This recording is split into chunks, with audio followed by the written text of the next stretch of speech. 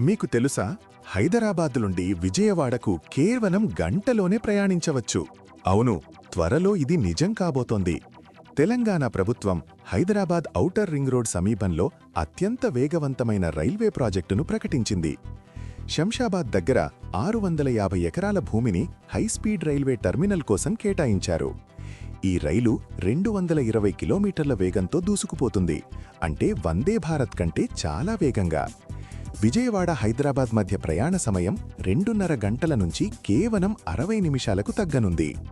ఇది కేవలం ప్రయాణ సమయాన్ని తగ్గించడమే కాదు, రెండు తెలుగు రాష్ట్రాల మధ్య ఆర్థిక, సామాజిక సంబంధాలను మరింత బలోపేతం చేస్తుంది. వ్యాపార, పర్యాటక రంగాలకు కొత్త ఊపిరి పోస్తుంది. ఈ అత్యాధునిక రైల్వే ప్రాజెక్ట్ మన ప్రాంత అభివృద్ధికి ఒక మైలురాయి కానుంది. నిజంగా అద్భుతం కదూ! మరిన్ని ఆసక్తికర విషయాల కోసం తెలుగు ట్రైబ్ని ఫాలో చేయండి.